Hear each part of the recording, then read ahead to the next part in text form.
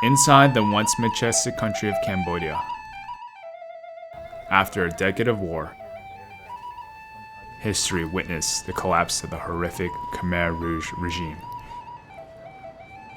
It would end one of the worst genocides the world has ever seen.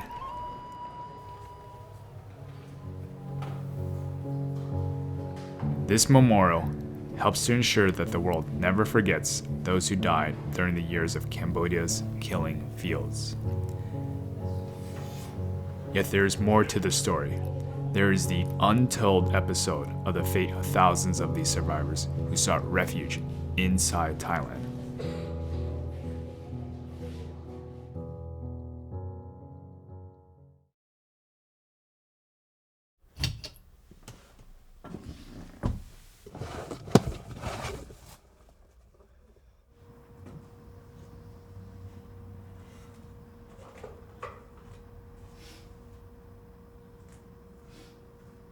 This is my father, Bunseng Taing, in a refugee camp in 1980.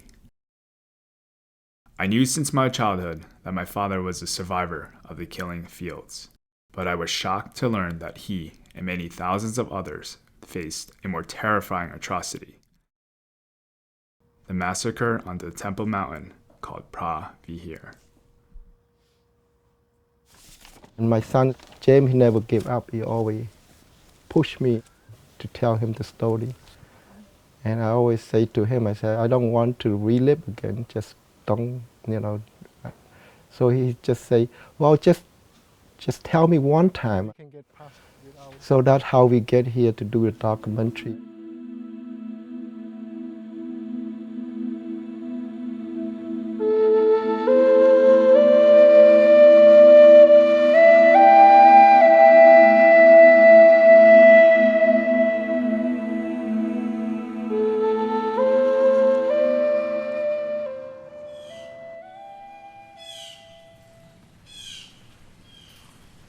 When I was a child, I never thought that I would leave the country.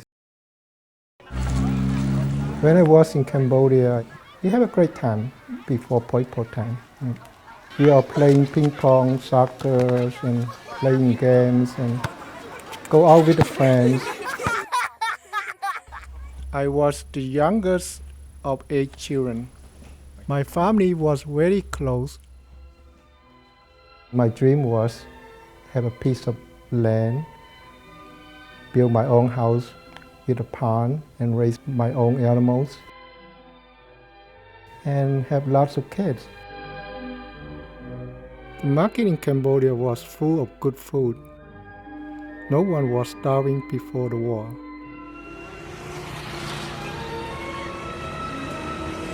My childhood, we were living outside of Phnom Penh. Phnom Penh was a very modern city. Growing up in Phnom Penh, I lived somewhat of a Western life with refrigerator and TV. Though Tidabut Mam and my father met only recently, her story parallels his in many ways.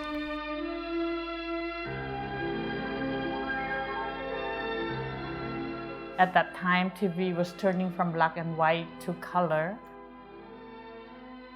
and rock and roll came in. So I was exposed to the English language at a very early age. I grew up with Mick Jagger and the Beatles, as well as the Cambodian music scene. And then the war came in, and the war really stopped life for me. In cooperation with the armed forces of South Vietnam, attacks are being launched this week to clean out major enemy sanctuaries on the Cambodian-Vietnam border. This is not an invasion of Cambodia.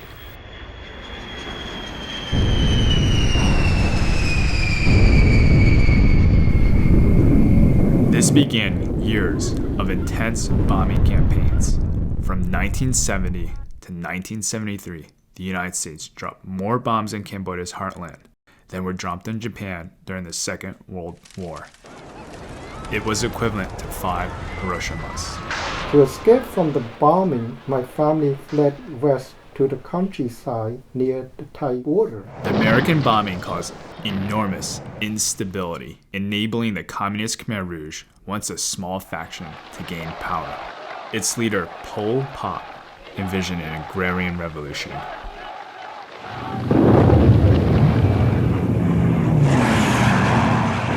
An aim to wipe out everything he determined to be modern.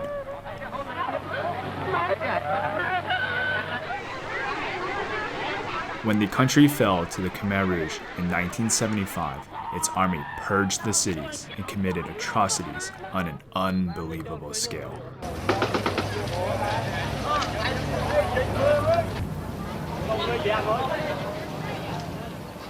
When we were forced out of Phnom Penh, my father told me everything is going to be okay.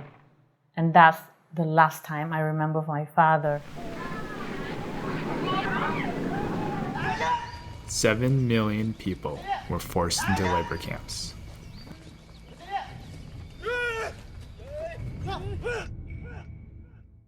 They told us, this is your place. You got to build your own house and you got to grow your own thing to feed yourself.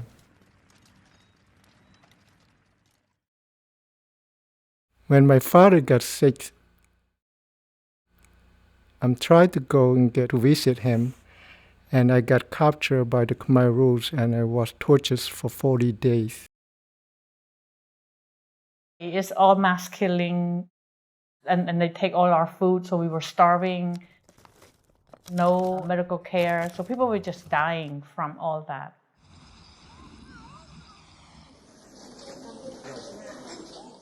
Between 1975 and 1979, 1/3 of Cambodia's population was either executed or tortured and starved to death.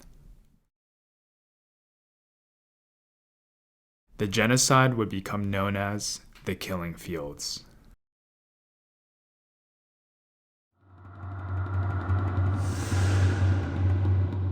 The Khmer Rouge were killing off all the people from the city, and it was coming close to my village, and they stopped. The reason was there was a coup d'etat in Phnom Penh. On Christmas Day, 1978, Communist Vietnamese troops invaded Phnom Penh, forcing Pol Pot out of power. The chaos that followed, forsaken and starving Cambodians fled to the border with neighboring Thailand. We have to make the escape because the chance of surviving in another communist regime is very low for all of us. After the concentration camp, I reunited with my father, and my father told me that we have to get out of the country right away because we don't know the situation in the country. We have to get out now.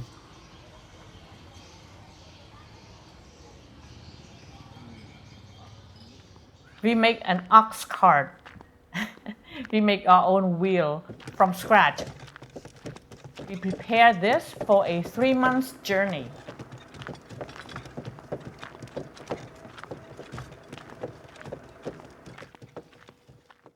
As refugees began to mass on the border of Thailand, a group of frontline international aid workers scrambled to help. Oh, le garçon.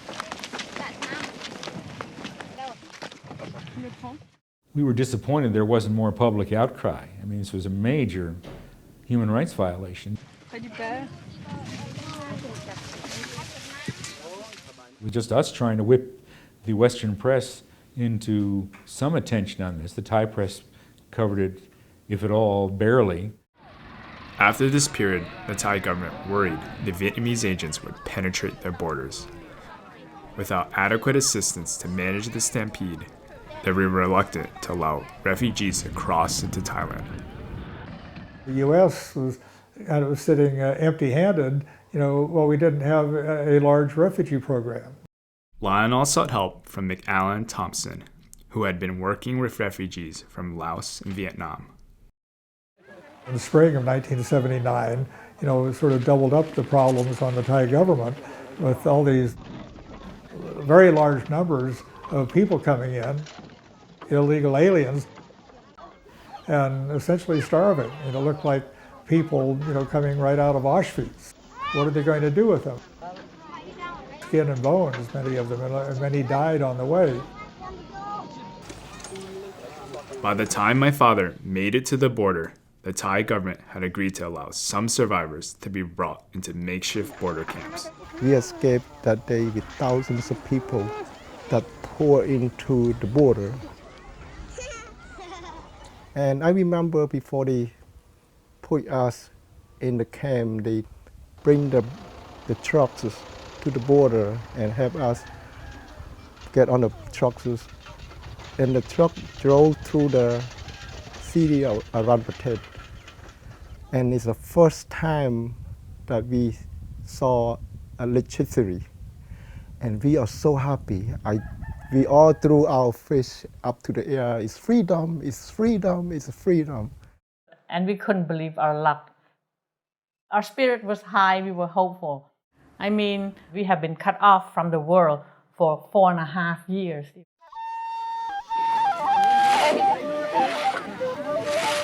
So we make it to the refugee camp, surrounded with a barbed wire. But one of the best times that I had with my family,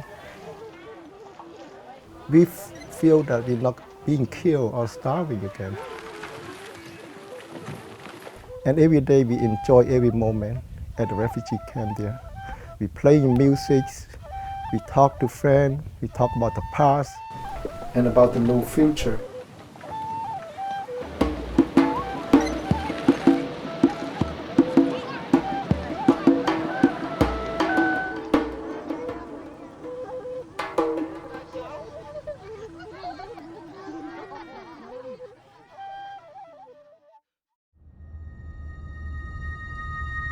By June of 1979, the Thai government became impatient with the pace of Western action and threatened to force refugees back into Cambodia.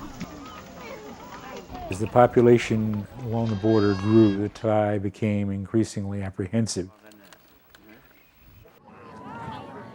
None of us could get round the fact that this was becoming a very inconvenient problem for our political masters. It was, showing no signs of abating, the numbers amassing on the border in the border camps. Very rapidly, when it became evident that this was going to be a major humanitarian disaster, that people came forward and mobilized very quickly. But it was not a pretty sight.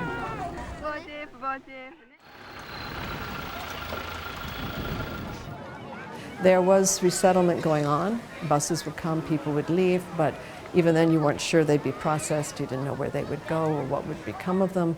And for most of the people, they didn't know if they were going to get resettled. They lived with constant anxiety over this. And we also didn't know. In fact, we were being told that everybody was going to be pushed back to Cambodia, any day now.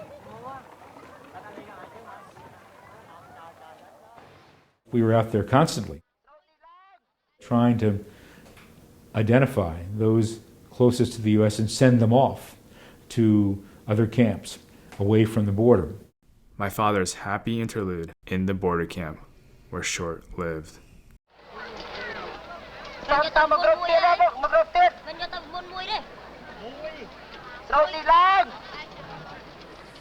One day, rescue workers arrived with buses and began calling out names.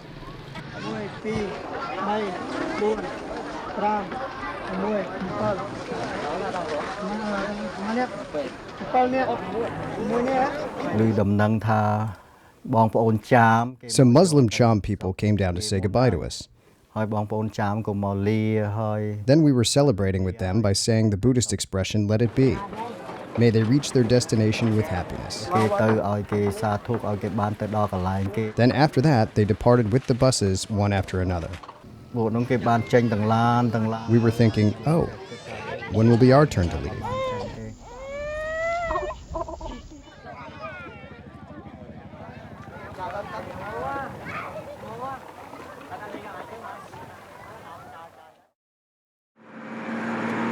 June 12 or 13, early in the morning, I remember.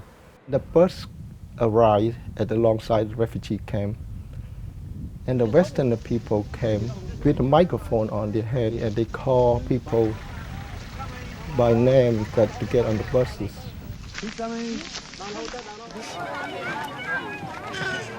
The scene was just tension-filled from the time we arrived that morning. And they keep calling, and then more and more people get on the bus.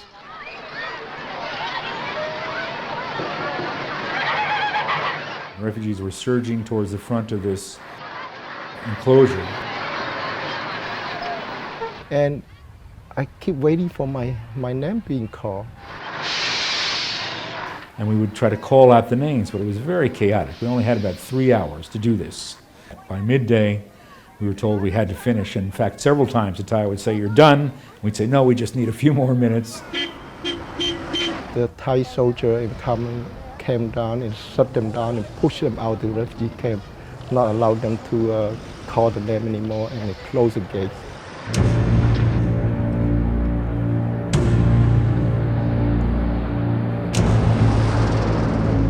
After permitting the relief workers to relocate just a few thousand refugees, Thai soldiers cut off the rescue and forced a desperate mob, my father among them, back into the camp.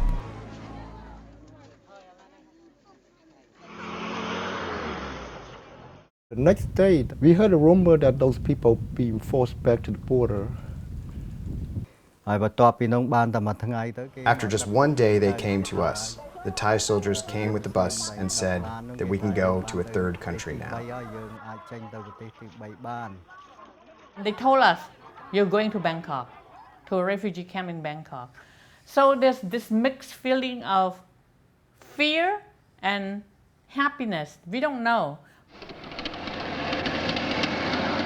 We knew something was going on. All these buses were carrying refugees away from the camps somewhere. We didn't know where. We told them that if you send us back, we're going to be get killed by the Khmer rules. We just ran to the corner, cry and beg them not to send us back.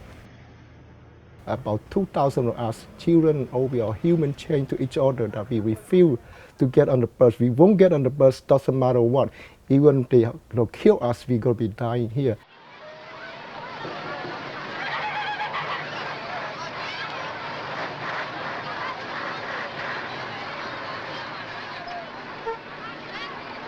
We grabbed the little baby and the children on their mother's arm and threw them on the buses. So when your children got on the buses, the parents automatically get on the buses. And they kicked us, they beat us up. We have no choice that we get on the buses. I saw some people that they put their hand up to here that you're being killed, you know. And I saw a couple Westerners, and they are crying. They try to help us, but they no way to get to help us. We was terrified inside the bus because we don't know where they're taking us. And we still have hope that they might be tell us the truth, that they transfer us to a different camp.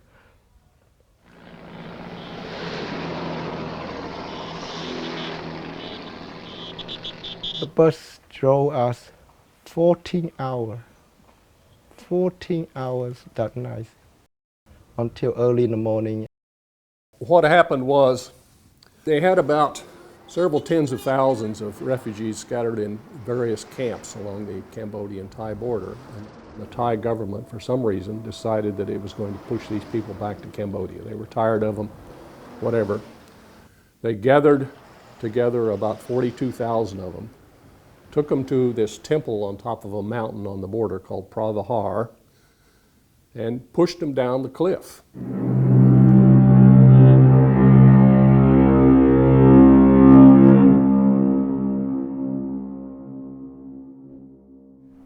And when we got there, we don't know where we are. And they forced us out from the bus at gunpoint, and they told us where to go. And we found out that we are on top of the mountain called Preah Vihear Mountain.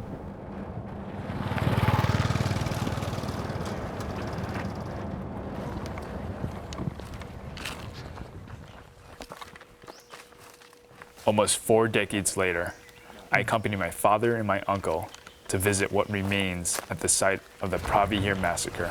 It's very difficult to walk through here.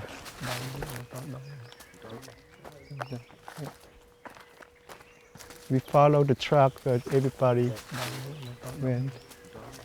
On the top of the mountain, the Thai soldiers told us that whatever we have, water, money, gold, water boat, just give it to them.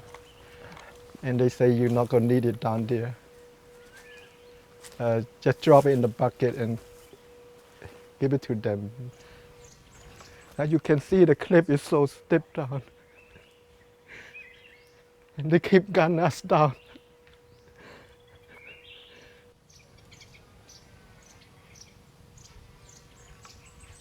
We have no way to get down. We have to hold the wire to lower ourselves down,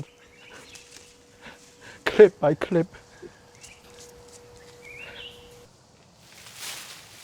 When we helped the old people, they fell down and crashed into the branches. In agony, they dropped all the things they carried with them, and they abandoned a lot of their belongings there. That night, every 5 minutes, we heard boom, and everyone was crying.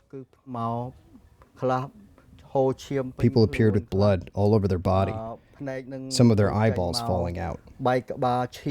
Broken skulls, screaming, looking for their mother and father. You know, I lived through the Khmer Rouge. I thought that was bad. But that night was the worst night of my life. Tuk, tuk, tuk, tuk, tuk, tuk, tuk, tuk, tuk, tuk. And I hear the bullet go through my ear like right behind from my ears. And I saw a little girl in front of me. The bullet hit her head and she collapsed. I hold on to my mom's hand, and my thought was, at least we die together as a family. They want us to walk on those landmines, and then very few survive, and it would make a good lesson that we will never come back to Thailand. They want to kill as many refugees as they can.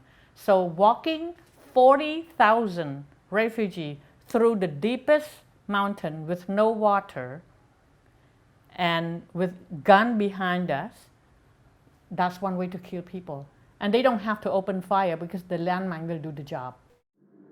The brush is so thick. We heard the planes, the sound of planes flying through. We thought someone come to help us. 43,000 refugees cry out for help. But no one come for us.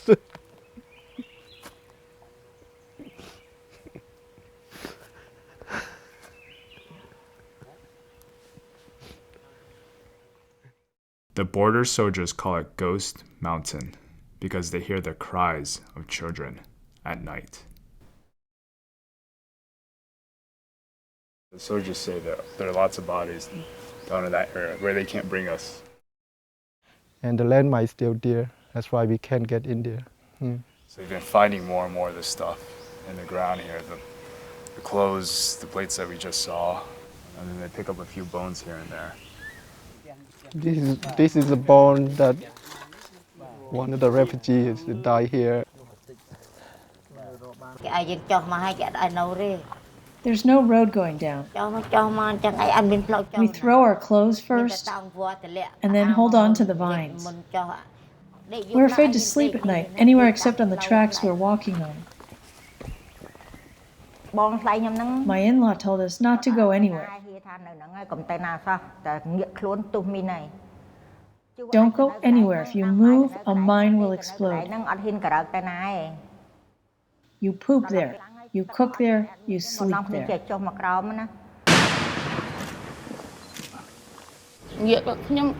Everyone was falling. All of us fell to the ground. And then in a moment, I gained my consciousness. I saw blood on my hands. All here was broken, my right and my left.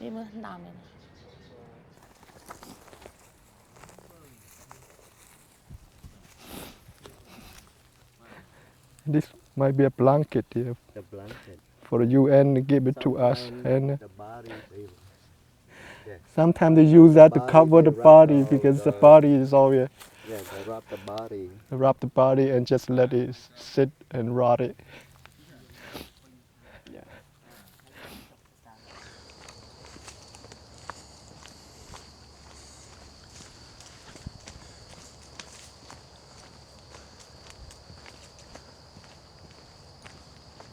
When my wife and daughter died, I couldn't take the bodies with us because I was injured. I couldn't walk. My arm was hit by a landmine. My nephew carried me, put me on a rice bag hammock, carried me, and took a month with no food. At the place where my wife was struck by landmines, 14 people died.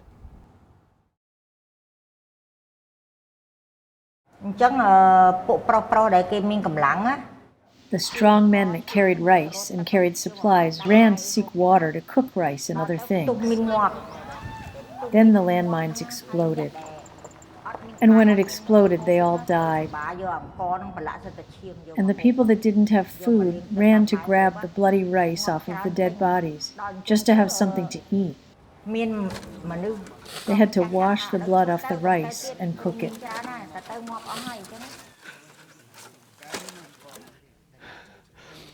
Thousands of refugees passed through here. 13,000 lost their life. This is all they left behind. Yeah.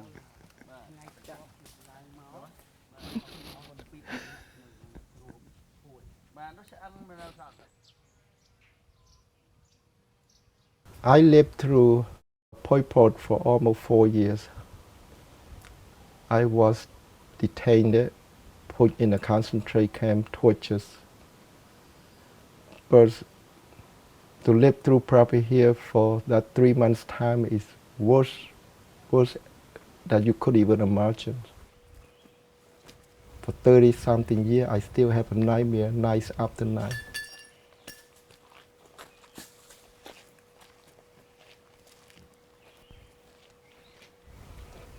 Somehow that nightmare never go away. Just keep coming back.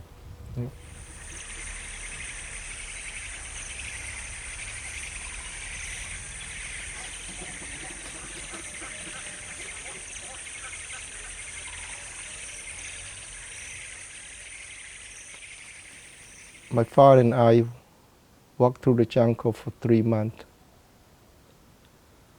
When we got on a small city, I found my brother Chiu, and we settled down. And my father kept telling me that you have to leave and go back and escape again. I said, how could I escape again? I mean, after all we lived through and been through, my father said, you're still young. You still have opportunity. It's not safe to be here. And I say, what about you? He said, just leave. So I was very upset when he wanted me to leave him. And I left him without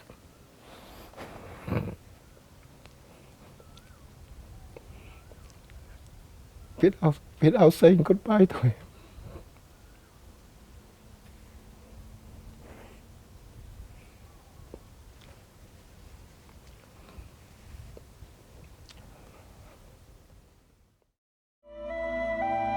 Well, we escaped back into Thailand 3 months later.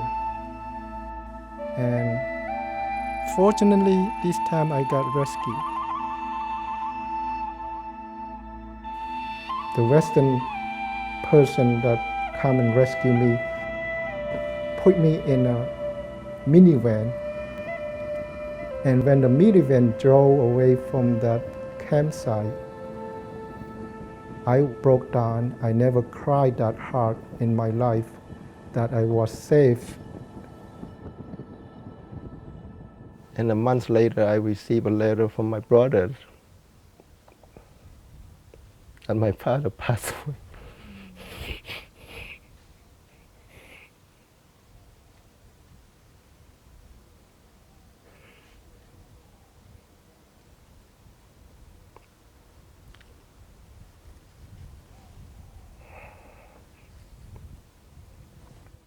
This time they took me to a legal refugee camp called Buriram.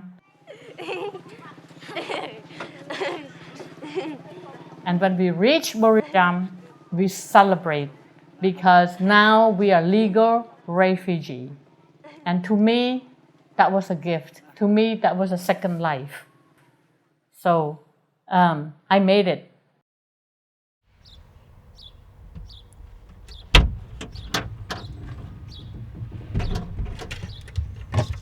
Today I'm a painter. I have more than I can imagine. And I kind of like to become a painter because I'm able to travel to different places, meet different people, and sit back and look at the work that I've done, and I take pride in what I did. One thing that I wished for many years was to be able to say thank you to the people who saved me. I did not know their name. One day, while painting a house, that wish came true, and the seed for this film was sown. It turned out that the homeowner was renovating the house for his stepfather, Bob Devecki. Doug came into the room and introduced me to Bunseng. I'm shaking. I said, that's the man that I'm looking for all these years. I meet my hero. Cultural values are the core principle. My father, mother, uncles, and aunts have come a long way from the killing fields. Don't forget your language. And while they take pride in passing on their culture, they are most proud to call themselves American. Ladies and gentlemen, once again, a big hands for them, please. Thank you. Happy New Year, you guys.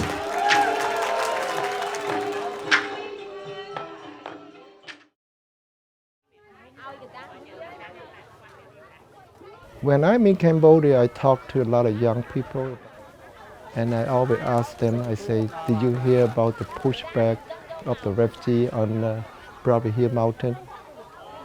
9 out of 10, none of them know about it. They never heard about it.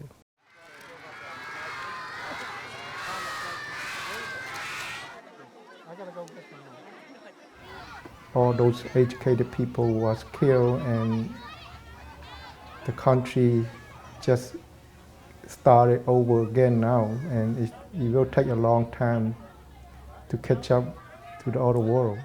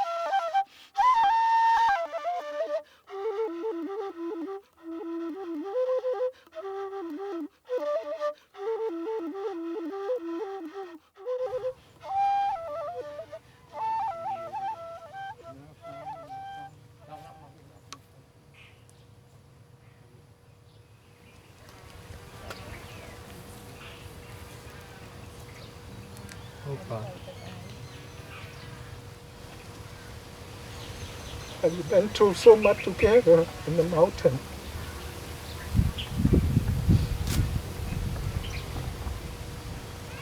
And you want me to leave you again. But now I know why I had children of my own. I know how much you love me.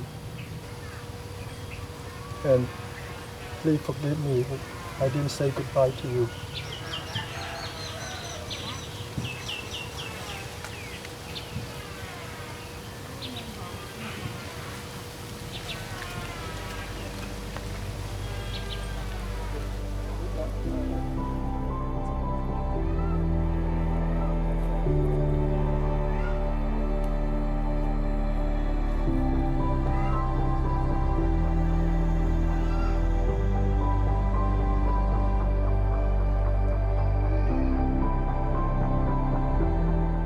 There are human stories behind every statistic, and it's important we don't fall into the trap of believing that when you're into the millions, you're just into statistics, not stories. The real ideal is that the world gets better at peacemaking and peacekeeping, and we should never forget that every refugee crisis is a political failure, because that's essentially what war and conflict is. I think there was a strong feeling of guilt in Washington that at least we had to take care of those people who had been the most deeply affected. And we tried very hard to save them. We failed. A refugee would like to have your problems. And it's a good thing to remember when worrying about any number of things in your daily life, how it looks to a refugee and what it's like. These people have nothing, nothing. On the one hand, the incredible horror, and on the other hand, their incredible spirit, and I remember I felt it made me stronger because for the first time I knew what human beings were capable of getting through, in a way that I had never known that. And that gave me encouragement as well. We saw this refugee issue at such scale, and our laws and our policy were not up to date to accommodate it. And I think that forced an introspection in the United States about our attitudes toward immigration generally and refugees specifically.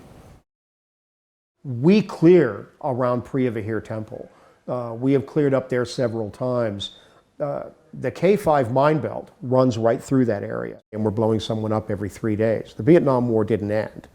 It's still here. Cambodia has one of the most dense minefields in the world around the Thai border. These are the ones that would be around Preah Vihear, probably the PMN mine. The PMN2 is this green mine right here. This is probably the second most common mine in Cambodia. That one is being laid along the Turkish border in Syria right now. I always remember feeling so sad that all I had was this plastic bag full of scraps of paper with names and pleas for help. If we'd known they were being sent back to a minefield, we probably would have stepped in front of the buses or something. But a terribly brutal, tragic thing to have done.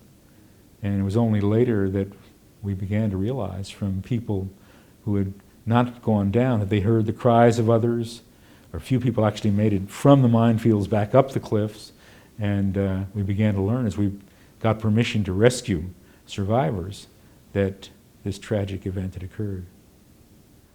Before you go, I just want to show you the picture.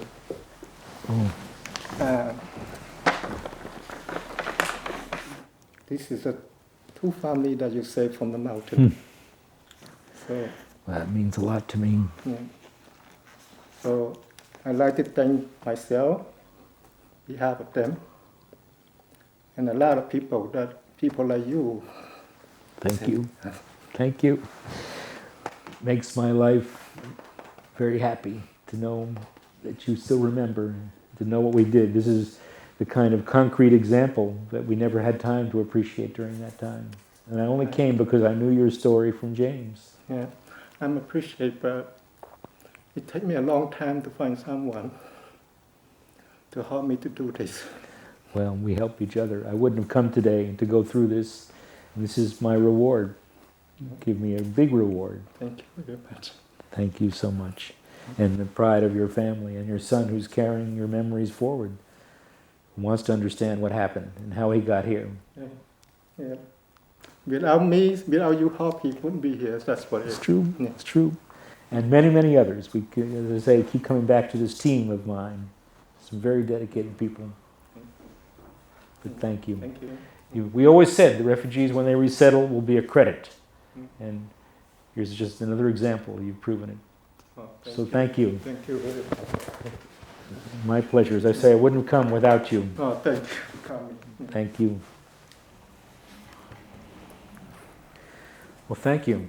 It's almost like we rehearsed this, but we didn't. I didn't know you were going to do that. Thank you.